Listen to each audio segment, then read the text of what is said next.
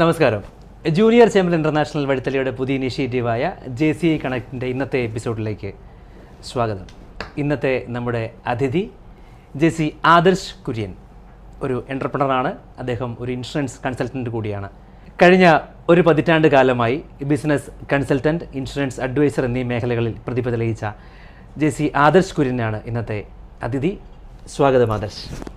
Insurance എന്ന് കേൾക്കുമ്പോൾ പലപ്പോഴും ആളുകൾക്ക് ഒരു അധിക ചെലവായി തോന്നാറുണ്ട്. അതിൻ്റെ ആവശ്യമുണ്ടോ എന്ന് പലപ്പോഴും ചിന്തിക്കാറുണ്ട്. എന്താണ് അങ്ങയുടെ അഭിപ്രായം? ശരിയാണ്, എല്ലാവരും ഇൻഷുറൻസിനെ ഒരു അധിക ചെലവായിട്ടാണ് കാണുന്നത്. നമ്മളൊരു കാറ് മേടിക്കുമ്പോൾ ഈ ഇൻഷുറൻസിനെ പറ്റി ആരും ചിന്തിക്കാറില്ല. കാറ് മേടിക്കുമ്പോൾ അതോടൊപ്പം ഇൻഷുറൻസ് എടുത്തു പോകും, നിർബന്ധമായിട്ട് അവർ പറയും. അതെ, അതിൻ്റെ കൂടുതൽ അത് നിയമം കൂടെയാണ് നമ്മുടെ രാജ്യത്ത്. അതുകൊണ്ട് അതിനെ ആരും ഒരു അധിക ചെലവായിട്ട് കാണുന്നില്ല. പക്ഷേ നമ്മുടെ ജീവൻ നിലനിർത്താൻ നമുക്ക് വേണ്ടുന്ന ഒരു കാര്യത്തെ ആരും അത്രത്തോളം സീരിയസ് ആയിട്ട് കാണുന്നില്ല എന്നതാണ് സത്യം. നമ്മൾ ഒരു കുട ചൂടുന്നത് മഴ നനയാതിരിക്കാനാണ്, മറിച്ച് മഴ പെയ്യാതിരിക്കാനല്ല. അതുതന്നെയാണ് ഇൻഷുറൻസിൻ്റെ കാര്യത്തിൽ.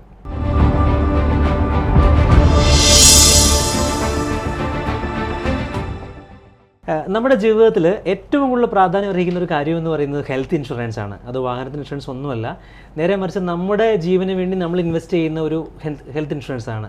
എത്രമാത്രം നമ്മുടെ ആളുകൾക്ക് അതിനെപ്പറ്റി ഒരു അവയർനെസ് ഉണ്ട്? അങ്ങ് ആദ്യം പറഞ്ഞതുപോലെ വാഹനത്തിൻ്റേത് നിയമമായതുകൊണ്ട് ആളുകൾ എടുക്കും. അതേസമയം ഹെൽത്ത് ഇൻഷുറൻസ് നമുക്ക് എപ്പോഴും മാറ്റി വെക്കാവുന്ന കാര്യങ്ങളാണ്. അങ്ങനെ മാറ്റി വെക്കേണ്ടതുണ്ടോ? അങ്ങനെ മാറ്റി വെക്കപ്പെടാമോ? എന്താണ്? ഒരു കാരണവശാലും അത് മാറ്റി വെക്കാൻ പറ്റുന്ന ഒരു കാര്യമല്ല. കാരണം നമ്മൾ കഷ്ടപ്പെട്ടുണ്ടാക്കിയ നമ്മുടെ അധ്വാനത്തിൻ്റെ ഫലം ഒരൊറ്റ ദിവസം കൊണ്ടോ ഒരൊറ്റ രാത്രി കൊണ്ടോ മുഴുവനായിട്ട് ഒലിച്ചു പോകാൻ പ്രാപ്തിയാണ് ഇന്നത്തെ കാലത്ത് ഒരു ആശുപത്രി ചെലവെന്ന് പറയുന്നത്. അതിന് ഏറ്റവും സെക്യൂറായിട്ട് നമുക്ക് ഉപയോഗപ്പെടുത്താൻ പറ്റുന്നത് ഒരു ഹെൽത്ത് ഇൻഷുറൻസ് നേടുന്നതിലൂടെയാണ്. നമ്മൾ ഇൻഷുറൻസ് എടുക്കുമ്പോൾ പലപ്പോഴും നമ്മൾ ചിന്തിക്കുന്നുണ്ടൊരു കാര്യമുണ്ട്. ഇപ്പം ഞാൻ ആരോഗ്യവാനാണ്, എനിക്ക് ചെറിയ പ്രായമേ ഞാൻ ഇപ്പം ഒരു 10,000 രൂപ അല്ലെ 20,000 രൂപ ഞാൻ ഇൻഷുറൻസിലേക്ക് മാറ്റണോ എന്നുള്ളൊരു കാര്യം.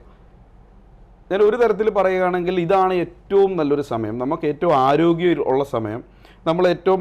നമ്മുടെ യൗവനത്തിൽ ഇൻഷുറൻസ് എടുത്തു കഴിഞ്ഞാൽ പലപ്പോഴും പലരും മറച്ചു വെക്കുന്നൊരു കാര്യമുണ്ട്, എനിക്ക് അസുഖങ്ങളില്ല. നമ്മൾ ചെറുപ്പത്തിൽ ഇൻഷുറൻസ് എടുക്കുന്നതാണ് എപ്പോഴും നല്ലത്. കാരണം പലപ്പോഴും ഇൻഷുറൻസിൽ ഒരു വെയിറ്റിംഗ് പീരീഡ് എന്ന് പറഞ്ഞൊരു കാര്യമുണ്ട്. പലരും ഇത് മനസ്സിലാക്കുന്നില്ല, ഇതിനെപ്പറ്റി ചിന്തിക്കുന്നില്ല.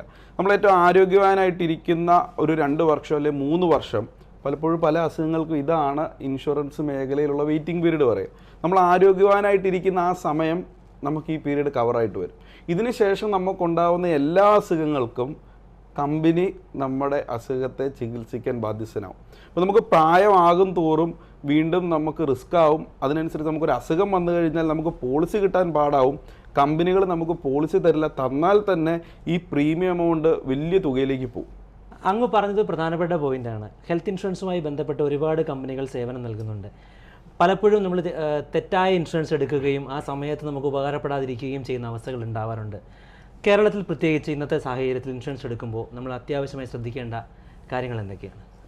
കേരളത്തിലൊരു സാഹചര്യത്തിൽ പലരും ബിസിനസ് ചെയ്യുമ്പോൾ എങ്ങനെയും ഈ പ്രീമിയം കൊടുത്ത് കസ്റ്റമേഴ്സിനെ കൂടുതൽ എടുക്കാം എന്നുള്ളൊരു രീതിയിലാണ്. അങ്ങനെ വരുമ്പോൾ പല കാര്യങ്ങളും അവർക്ക് ഹൈഡ് ചെയ്യേണ്ടി വരും. കമ്പനികൾ അവരൊരു ബിസിനസ് തന്നെയാണ് ചെയ്യുന്നത്. അപ്പോൾ അവരിൽ നിന്നും നമ്മൾ മറച്ചു വെച്ച് കഴിഞ്ഞാൽ, പല കാര്യങ്ങളും മറച്ചു വെച്ച് കഴിഞ്ഞാൽ, ഇപ്പോൾ വാഹനത്തിന് എന്തുകൊണ്ട് നമ്മൾ ഓൺലൈൻ ഇൻഷുറൻസ് എന്നൊരു കാര്യമുണ്ട്. വളരെ എളുപ്പത്തിൽ ഓൺലൈനിൽ ഇൻഷുറൻസ് എടുക്കാം. അങ്ങനെ എടുക്കുമ്പോൾ പ്രീമിയവും വളരെ കുറവായിട്ട് തന്നെ നമുക്ക് കാണുന്നുണ്ട്. അത് 10 ലക്ഷം രൂപ വിലയുള്ളൊരു വാഹനത്തിന് 5 ലക്ഷം രൂപയായിരിക്കും മുഴുവൻ കമ്പനി ഇടുന്നൊരു തുക. അങ്ങനൊരു തുക ഇട്ട് കഴിഞ്ഞാൽ അതിനുള്ള ഒരു പ്രീമിയം എമൗണ്ടേ വരുള്ളൂ. ഇതേ രീതി തന്നെയാണ് ഹെൽത്ത് ഇൻഷുറൻസിലും വരിക. അപ്പോൾ നമ്മളൊരു പോളിസി എടുക്കുമ്പോൾ എന്തൊക്കെ അസുഖങ്ങൾ നമുക്ക് കവറാവുന്നുണ്ട്, എന്തൊക്കെ കാര്യങ്ങൾ ഇതിൽ കിട്ടുന്നുണ്ട് എന്നുള്ളത് നമ്മൾ കൃത്യമായിട്ട് നോക്കണം. ഉദാഹരണം പറഞ്ഞാൽ ചെറിയ എമൗണ്ടുകളിൽ നമുക്ക് ഹെൽത്ത് പോളിസികൾ കിട്ടും. നമ്മളിപ്പോൾ ഒരു ആശുപത്രിയിൽ ചെന്ന് കഴിയുമ്പോഴായിരിക്കും അവിടുത്തെ റൂമിൽ നമുക്ക് ഇന്ന റൂമുകൾ പറ്റില്ല എന്നുള്ളൊരു കാര്യം പറയുക. അപ്പോൾ ആ ഹോസ്പിറ്റലിൽ ഒരു പക്ഷേ ആ ചെറിയ മാർജിനിലുള്ള 10 റൂം അല്ലെ 15 റൂമുകളെ ഉണ്ടാവുള്ളൂ. നമുക്ക് അധിക ഫീസ് കൊടുത്ത് നമ്മളപ്പോൾ പറയും 1000 രൂപ കൂടുതലേ ഉള്ളൂ എന്ന് പറഞ്ഞ് നമ്മൾ അടുത്ത റൂം എടുത്തു കഴിയുമ്പോൾ റൂം മാറുന്നതനുസരിച്ച്, ആ റൂമിൻ്റെ സ്റ്റേജ് മാറുന്നതനുസരിച്ച് ബാക്കി എല്ലാ ചിലവുകളും മാറ്റം വരും. അത് വലിയൊരു എമൗണ്ട് നമ്മൾ വീണ്ടും നമ്മുടെ കയ്യിൽ നിന്ന് അടയ്ക്കേണ്ടി വരും. നമ്മൾ ഈ പോളിസി എടുക്കുമ്പോൾ ഇതെല്ലാ കാര്യങ്ങളും ശ്രദ്ധിച്ച് അതിൻ്റെ കാര്യങ്ങളെല്ലാം കൃത്യമായിട്ടൊരു അഡ്വൈസറെ കണ്ട് എന്താണ് ഈ പോളിസി എന്നുള്ളത് കൃത്യം പഠിച്ചതിന് ശേഷം ഇതെടുത്തു കഴിഞ്ഞാൽ ഈ കാര്യങ്ങളൊക്കെ നമുക്ക് മാറിക്കിട്ടും. നമുക്ക് സുരക്ഷിതമായിട്ടൊരു പോളിസി കൃത്യമായ രീതിയിൽ എടുക്കാം. ഇപ്പോൾ നിലവിൽ എല്ലാവർക്കും പോളിസി എടുക്കാനുള്ളൊരു സാഹചര്യം നിലവിലുണ്ട്. കാരണം ചെറിയ EMI എമൗണ്ടിലും ഇപ്പോൾ പോളിസികൾ വളരെ എളുപ്പത്തിൽ കിട്ടുന്നുണ്ട്. അത് സാധാരണക്കാരെ സംബന്ധിച്ചിടത്തോളം വലിയൊരു കാര്യം. ഒരു 2500 രൂപ മുടക്കിയ ഒരു കുടുംബത്തിന് മുഴുവൻ ഒരു 3 വർഷത്തേക്കുള്ള പോളിസി എടുക്കാൻ 2500 രൂപ മതി ഒരു മാസം. അതെ, നമ്മൾ 10,000 15,000 ആണ് ഒരു വാഹനത്തിന് നമ്മൾ EMI അടയ്ക്കുന്നത്. അതെ, അപ്പോൾ അങ്ങനെ വെച്ച് 2500 രൂപ ചെറിയൊരു എമൗണ്ട് ആണ്. ആ ചെറിയ എമൗണ്ടിൽ ഒരാൾക്ക് മാത്രമല്ല കവറാവുക, ഒരു കുടുംബത്തിലെ ഒരു 4 പേരിൽ 5 പേരടങ്ങുന്ന മുഴുവൻ അംഗങ്ങൾക്കും കൂടിയാണ് ഈ ഒരു തുക കവറായി വരുന്നത്.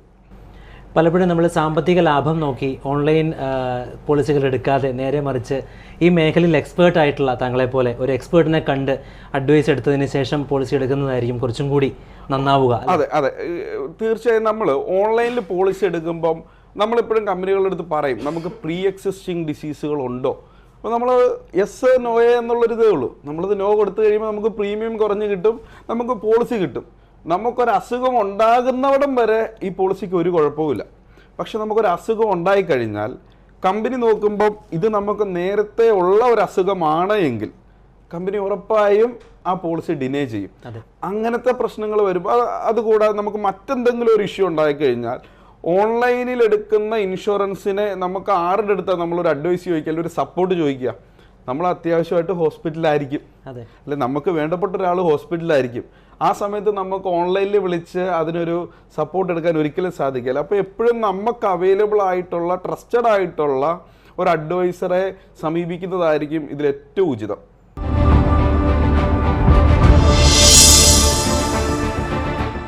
നമ്മുടെ ഇപ്പോഴത്തെ സാഹചര്യത്തിൽ പ്രധാനമായിട്ടും ഒരു കുടുംബം അല്ലെങ്കിൽ ഒരു വ്യക്തി തീർച്ചയായിട്ടും എടുത്തിരിക്കേണ്ട ഒരു 3-4 പോളിസികളെ പറ്റി ഒന്ന് പറയാമോ? വാഹന ഇൻഷുറൻസ് ആരും പറയാതെ തന്നെ എടുക്കുന്ന ഒരു പോളിസിയാണ്. പക്ഷെ അതിലും ഏറ്റവും അത്യാവശ്യമായിട്ട് നമുക്ക് വേണ്ടത് ഒരു ഹെൽത്ത് ഇൻഷുറൻസ് ആണ്. അതിപ്പോൾ ഒരു ശരാശരി 30 വയസ്സ് ഒരു 25 വയസ്സ് കഴിയുന്ന ആളുകൾക്ക് ഒരു ഹെൽത്ത് ഇൻഷുറൻസ് വളരെ ചെറിയ തുകയിൽ അവർക്ക് കൈക്കലാക്കാം. ഒരു 5,000 രൂപ 6,000 രൂപയൊക്കെ ഒരു വർഷത്തേക്ക് വരുള്ളൂ. കാരണം അവർ നല്ല ആരോഗ്യവാനായിട്ടുള്ള സമയമാണ്, അവർക്ക് ആ ഇതെടുക്കുന്നതിന് ഇത്രയും ചെറിയൊരു എമൗണ്ടേ വരുള്ളൂ. ആ എമൗണ്ട് ഇപ്പോൾ എടുക്കുന്ന നമ്മൾ നേരത്തെ സൂചിപ്പിച്ചതുപോലെ ആ എമൗണ്ട് ഇപ്പോൾ എടുക്കുമ്പോൾ അവർക്ക് ഈ വെയിറ്റിംഗ് പീരീഡുകളെല്ലാം കവറായിട്ട് വരും. അപ്പോൾ ഏറ്റവും അത്യാവശ്യം നമ്മൾ എടുക്കേണ്ടത് ഹെൽത്ത് ഇൻഷുറൻസ് തന്നെയാണ്. അതിനുശേഷം നമ്മൾ കുറച്ചുകൂടെ ഒന്ന് ഡെവലപ്പായി നമുക്ക് കുറച്ചുകൂടെ എമൗണ്ട് മാറ്റി വെക്കാൻ പറ്റിയാൽ അതിനെ നേരെ നമ്മൾ ടേം ഇൻഷുറൻസിലേക്ക് മാറുക. ടേം ഇൻഷുറൻസിലേക്ക് മാറുമ്പോൾ നമ്മൾ കഷ്ടപ്പെട്ട് അല്ലെങ്കിൽ നമ്മൾ നമ്മുടെ കുടുംബത്തിന് വേണ്ടിയാണ് ജീവിക്കുക, അവരുടെ സുരക്ഷിതത്വത്തിന് വേണ്ടിയാണ് ജീവിക്കുക. അപ്പോൾ ചെറിയ എമൗണ്ട് അടച്ചു കഴിഞ്ഞാൽ ആ എമൗണ്ട് കുടുംബത്തിനൊരു ബാധ്യത പിന്നീട് ഉണ്ടാവാത്ത രീതിയിലേക്ക് നമ്മളെയും നമ്മുടെ കുടുംബത്തെയും സഹായിക്കുന്ന ഒന്നാണ് ഈ ടേം ഇൻഷുറൻസ് എന്ന് പറയുന്നത്. അത് നിർബന്ധമായിട്ട് എടുക്കാവുന്ന ഒരു കാര്യമാണ്. ഹെൽത്ത് ഇൻഷുറൻസിൻ്റെ കൂട്ടത്തിൽ ഒരു കാര്യം കൂടെ കൂട്ടിച്ചേർക്കാൻ ആഗ്രഹിക്കുന്നു. ഹെൽത്ത് ഇൻഷുറൻസ് നമ്മൾ എടുക്കുമ്പോൾ ഇൻഡിവിജ്വൽ എടുക്കുന്നതിനേക്കാളും എപ്പോഴും നല്ലത് ഫാമിലി ആയിട്ട് ഫ്ലോട്ടർ രീതിയിൽ എടുക്കുകയാണ്. ഫാമിലിയെ കൂടെ ഉൾപ്പെടുത്തി വരുമ്പോൾ ഇപ്പോൾ നിലവിലത്തെ സാഹചര്യത്തിൽ നമുക്കുണ്ടാവുന്ന ക്ലെയിം എമൗണ്ട് മുഴുവനും വീണ്ടും റീഫില്ലാവുന്ന ഇപ്പോൾ ഒരു 5 ലക്ഷം രൂപയുടെ അല്ലെങ്കിൽ ഒരു 10 ലക്ഷം രൂപയുടെ പോളിസിയാണെന്നിരിക്കട്ടെ. നമ്മളൊരു വീട്ടിൽ 4 ആളുകളുണ്ടെങ്കിൽ ഈ 4 ആളുകൾക്കും നേരത്തെ നമ്മൾ പലപ്പോഴും പറഞ്ഞിട്ടുണ്ട് 10 ലക്ഷം രൂപ 4 പേർക്കും കൂടി ആകെ 10 ലക്ഷമേ കിട്ടുള്ളൂ. പക്ഷെ ഇപ്പോൾ പല പോളിസികളും അങ്ങനല്ല. നമ്മൾക്ക് ഒരാൾ അഡ്മിറ്റായി ഡിസ്ചാർജ് ആവുന്ന സമയം വരെ 10 ലക്ഷം രൂപയെ കിട്ടുള്ളൂ. നമ്മൾ മടങ്ങി വീട്ടിലെത്തിക്കഴിഞ്ഞാൽ വീണ്ടും ആ 10 ലക്ഷത്തിന് അവർക്ക് വീണ്ടും എടുക്കാൻ പറ്റും. ഒരു അസുഖമായിട്ട് ചെന്ന് കഴിഞ്ഞാൽ കിട്ടും. അങ്ങനെ ആ കുടുംബത്തിൽ ഒരു വർഷം എത്ര തവണ വേണമെങ്കിലും എടുക്കാം. അപ്പം അങ്ങനത്തെ പോളിസികളാണ് ഇപ്പോൾ ഉള്ളത്. അപ്പോൾ ഈ 2 പോളിസികൾ നിർബന്ധമായിട്ടും നമ്മൾ എടുക്കേണ്ടതാണ്, ഹെൽത്തും ടേമും. പൊതുവേ ഒരു വർഷത്തേക്ക് ഇൻഷുറൻസിന് എമൗണ്ടുകൾ പൊതുവേ കൂടുതലായി കാണപ്പെടാറുണ്ട്. അതുകൊണ്ടായിരിക്കാം ഒരു പക്ഷേ ഒരു സാധാരണ ആളുകൾ അങ്ങോട്ടേക്ക് മടിക്കുന്നത്. അതിനെന്തെങ്കിലും പുതിയ സംവിധാനങ്ങൾ വന്നിട്ടുണ്ടോ? ചോദ്യം വളരെ ക്ലിയറാണ്. അതായത് എല്ലാവരും പേടിച്ചിരുന്നൊരു കാര്യമായിരുന്നു ഈ വരുന്ന എമൗണ്ട് ഭയങ്കര എമൗണ്ടുകളാണ്. ഒരു ഫാമിലി ഒരു 4 പേർക്ക് നമ്മൾ പോളിസി എടുക്കുമ്പോൾ ഒരു വർഷം ആ കുടുംബം മാറ്റി വെക്കേണ്ട ഒരു 25,000 രൂപയോളം 15,000-25,000 ഇടയ്ക്ക് വരുന്നൊരു എമൗണ്ട് വരും. 30-നും 40-നും ഇടയ്ക്കാണ് മാതാപിതാക്കളുടെ പ്രായം, കുട്ടികളുടെ പ്രായം അതിനനുസരിച്ച് ചെറുതായിരിക്കും. അങ്ങനെയുള്ളവർക്ക് ഒരു 15 രൂപ 20 രൂപ റേഞ്ചിൽ അവർക്ക് ഇൻഷുറൻസ് വരും. അപ്പോൾ ഈ 20,000 രൂപ എന്ന് പറയുന്നത് പലർക്കും ഒരു ഒന്നിച്ചെടുക്കുക ഒരു വലിയ എമൗണ്ടാണ്.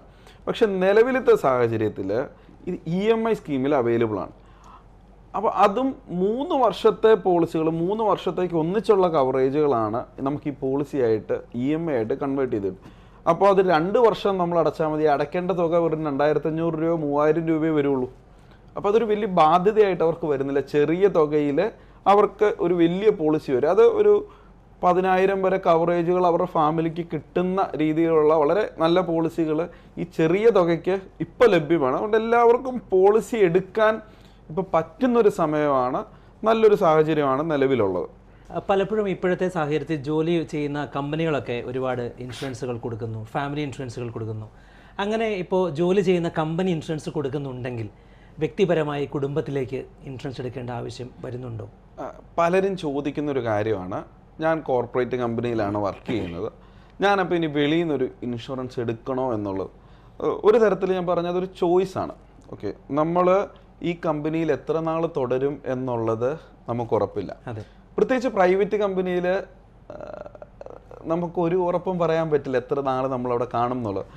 നമ്മൾ ഈ ഒരു വെയിറ്റിംഗ് പീരീഡിൻ്റെ കാര്യം നമ്മൾ ആദ്യം സൂചിപ്പിച്ചിരുന്നു. പുതിയതായിട്ട് നമ്മളൊരു പോളിസിയിൽ ചേരുമ്പോൾ പല അസുഖങ്ങളും പ്രീ എക്സിസ്റ്റിംഗ് ഡിസീസസ് എന്ന് പറയുന്ന പല അസുഖങ്ങൾക്കും 3 വർഷത്തെ വെയിറ്റിംഗ് പീരീഡ് ഉണ്ട്, അല്ല 2 വർഷത്തെ വെയിറ്റിംഗ് പീരീഡ്. അത് ഓരോന്നിനും വരും. നമ്മൾ ഈ കമ്പനിയിൽ നിന്ന് ഇറങ്ങി പുതിയ കമ്പനിയിൽ ചേരുമ്പോൾ പുതിയൊരു പോളിസി ആയിരിക്കും വരിക, പുതിയൊരു കമ്പനിയുടെ പോളിസി ആയിരിക്കും. അവർ ഇത് വീണ്ടും 0 തൊട്ട് കൗണ്ട് ചെയ്യും.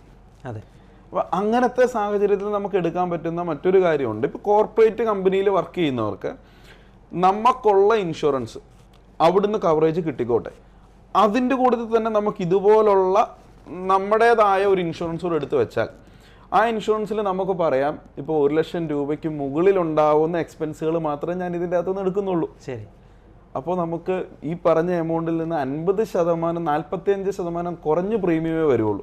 അങ്ങനെ കമ്പയർ ചെയ്യുമ്പോൾ ഭയങ്കര ചെറുതാണ്. അതെ, മനസ്സിലായി. നമുക്ക് ഈ കോർപ്പറേറ്റ് ജോലി പോയി കഴിഞ്ഞ് കഴിഞ്ഞാൽ ആ തീരുന്ന സമയം നമുക്കിത് ബാക്കപ്പിലുണ്ട്, നമുക്കപ്പോൾ ഈ പോളിസി വീണ്ടും റിന്യൂ ചെയ്താൽ മതി. അപ്പോൾ അങ്ങനെ ചെയ്ത് കഴിയുമ്പോൾ നമുക്ക് ആ എമൗണ്ട് നമുക്ക് ജോലി ഇല്ലാത്ത സമയത്ത് പുതിയൊരു കമ്പനിയിലേക്ക് സ്വിച്ച് ചെയ്യുമ്പോൾ മാത്രമേ നമുക്ക് ഇങ്ങനെയൊരു ഇത് വരുന്നുള്ളൂ. അപ്പോൾ നമ്മളെപ്പോഴും സെക്യൂർഡ് ആയിരിക്കും. ആ ഒരു 3 വർഷത്തെ പ്രീ എക്സിസ്റ്റിംഗ് ഡിസീസ് എന്ന് പറഞ്ഞ ഒരു വലിയ തലവേദനയിൽ നിന്ന് നമുക്ക് രക്ഷപ്പെടാൻ പറ്റുന്ന ഒരു മാർഗ്ഗമാണ് ഈ രീതിയിൽ നമ്മളൊരു പോളിസി ബാക്കപ്പായിട്ട് എടുത്തു വെച്ചാൽ നമുക്ക് ചെയ്യാൻ പറ്റുന്നത്. ഇപ്പോൾ തീർച്ചയായിട്ടും വളരെ ബുദ്ധിപരമായി നമ്മൾ ഇൻവെസ്റ്റ് ചെയ്യേണ്ട ഒരു മേഖലയാണ് ഇൻഷുറൻസ് എന്നാണ് ആദർശ്. അതെ. വിദേശത്ത് ജോലി ചെയ്യുന്ന ആളുകൾ അവർ നാട്ടിൽ ഇൻഷുറൻസ് എടുക്കേണ്ട ആവശ്യമുണ്ടോ? പലപ്പോഴും നമ്മുടെ ഇവിടെ ഉള്ളവർക്ക് വിദേശത്ത് ഇൻഷുറൻസ് ഉണ്ട്, അവരുടെ കമ്പനികൾ അവരെ നോക്കിക്കോളും, അങ്ങനെ എല്ലാവരും പറയുന്നുണ്ട്. നമുക്കറിയാം വിദേശത്ത് നമ്മൾ കുടുംബമായിട്ട് പോയാലും അച്ഛന് അമ്മ 2 കുട്ടികൾ അങ്ങനെയൊക്കെ ആയിരിക്കും വിദേശത്ത് അവരുള്ളത്. ഒരസുഖം വരുമ്പോൾ സ്വാഭാവികമായിട്ടും അവർക്ക് അവിടെ നിൽക്കാൻ പറ്റാത്തൊരു സാഹചര്യമാണ് നമ്മുടെ 90% വരിക. അവർ സ്വാഭാവികമായിട്ട് നമ്മുടെ നാട്ടിൽ തിരിച്ചു വരും.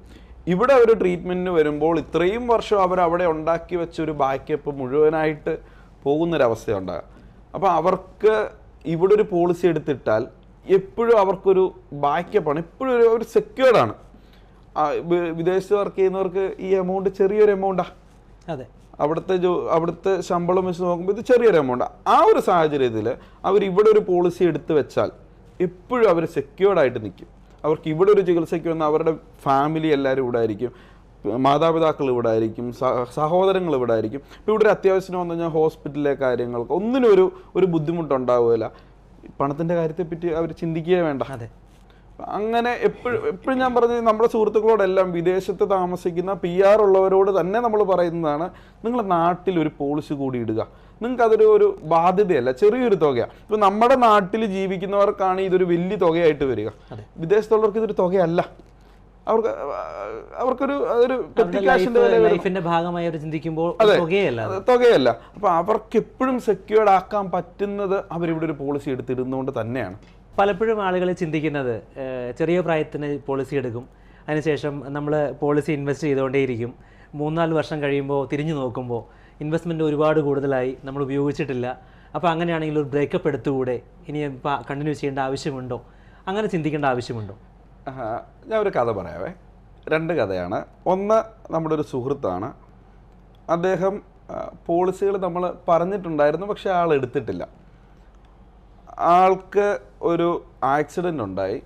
ഭാര്യയും 2 കുട്ടികളും അടങ്ങുന്ന ഒരു കുടുംബം, അമ്മയുണ്ട്. അദ്ദേഹത്തിൻ്റെ അച്ഛനും മരിച്ചു പോയതാണ്. ഇന്ന് അദ്ദേഹം പാരലൈസ്ഡാണ്. അദ്ദേഹം സ്റ്റുഡിയോ ആയിരുന്നു, അതായിരുന്നു അദ്ദേഹത്തിൻ്റെ ഉപജീവന മാർഗം. ഇന്ന് അവർക്ക് അവരുടെ വീട് വിൽക്കേണ്ടി വന്നു. ഒരു തരത്തിൽ നമ്മൾ ഇൻഷുറൻസ് എടുക്കുന്നത് നമ്മളോട് തന്നെ ചെയ്യുന്ന ഒരു കാരുണ്യ പ്രവർത്തനമല്ലേ? തീർച്ചയായിട്ടും. കാരണം അദ്ദേഹം നിലവിൽ പറഞ്ഞ വഴിയാധാരമായി പോയത് ഈ ഒരു ചെറിയ എമൗണ്ട് മുടക്കാൻ അന്ന് കാണിച്ചൊരു മടി കൊണ്ട് മാത്രമാണ്. തീർച്ചയായിട്ടും അതൊരു കഥയാണ്. അതിൻ്റെ കൂടെ തന്നെ വേറൊരു കഥ പറയാം. ശ്രീ സാർ ഇപ്പോൾ ചോദിച്ചു, ഇത് നമ്മളിപ്പോൾ 2 വർഷം 3 വർഷം അടച്ചു, അതുകൊണ്ട് എനിക്ക് ഒരു പ്രയോജനവും കിട്ടിയില്ലല്ലോ, അതുകൊണ്ട് ഞാൻ വെറുതെ ഇനിയും ചെയ്യണോ എന്നുള്ളൊരു ചോദ്യമുണ്ട്. എൻ്റെ ഒരു സുഹൃത്തിൻ്റെ അമ്മയ്ക്ക് അവർ 28,000 രൂപ 32,000 രൂപ അത്ര എമൗണ്ട് പ്രീമിയം വരുന്നുണ്ട്. പ്രായമുള്ള കാരണവന്മാരാണ്. അപ്പോൾ അവർ 4 വർഷം അടുപ്പിച്ചടച്ച് കഴിഞ്ഞപ്പം അടുത്ത റിന്യൂവലിൻ്റെ സമയത്ത് അദ്ദേഹം എൻ്റെ അടുത്ത് ചോദിച്ചു, എടാ ഇനി അടയ്ക്കണോ, അത് നല്ല എമൗണ്ട് വെറുതെ പോകും, അവർക്ക് കുഴപ്പമില്ലല്ലോ. ഞാൻ നിർബന്ധിച്ച് അടപ്പിച്ചു. ഒരു 4 മാസം 5 മാസം കഴിഞ്ഞപ്പോൾ അമ്മയ്ക്ക് ഹെർണിയയുടെ ഓപ്പറേഷൻ വന്നു, കിഡ്നിയിൽ ഓപ്പറേഷൻ വന്നു. അവർക്കൊരു 16-17 ലക്ഷം രൂപ ഒറ്റയടിക്ക് ചിലവ് വന്നു. അവനന്ന് പറഞ്ഞു, നീ എൻ്റെ അടുത്ത് പറഞ്ഞില്ലായിരുന്നുവെങ്കിൽ, നീ എന്നെ നിർബന്ധിച്ചില്ലായിരുന്നെങ്കിൽ എനിക്ക് ചിന്തിക്കാൻ പറ്റില്ല. അതാണ് ഞാൻ ആദ്യം പറഞ്ഞിരുന്നു, ഒരു മഴ പെയ്യുന്ന കഥ ഞാൻ പറഞ്ഞു. മഴ പെയ്തില്ല എന്നോർത്ത് നമ്മൾ കുട മേടിക്കാതിരുന്നാൽ അത് നമ്മുടെ ജീവിതത്തെ റിസ്ക് ചെയ്യുന്നതിന് തുല്യമായിട്ട് മാറത്തേ ഉള്ളൂ. തീർച്ചയായും ചുരുങ്ങിയ സമയം കൊണ്ട് ഇൻഷുറൻസ് മേഖലയെ പറ്റിയും നമ്മുടെ ജീവിതത്തിൽ അതിൻ്റെ സ്വാധീനത്തെ പറ്റിയും വളരെ വിശാലമായ ഒരു കാഴ്ചപ്പാടാണ് ആദർശ് ഇവിടെ തുറന്നു തന്നത്. നമ്മുടെയൊക്കെ ജീവിതത്തിൽ നമുക്ക് പകർത്താൻ സാധിക്കുന്ന, നമ്മൾ അനുകരിക്കപ്പെടേണ്ട ഒരുപാട് വിവരങ്ങൾ നമ്മൾ അറിയുന്നില്ല എന്നുള്ളതാണ് നമ്മളൊക്കെ നേരിടുന്ന ഒരു വലിയ പ്രശ്നം. തീർച്ചയായിട്ടും ഇന്നത്തെ ദിവസം ഞങ്ങളോട് ഈ ടോക്ക് ഷോയിൽ പങ്കെടുത്ത ആദർശിന് എല്ലാവിധ നന്ദിയും അറിയിക്കുന്നു. Thank you.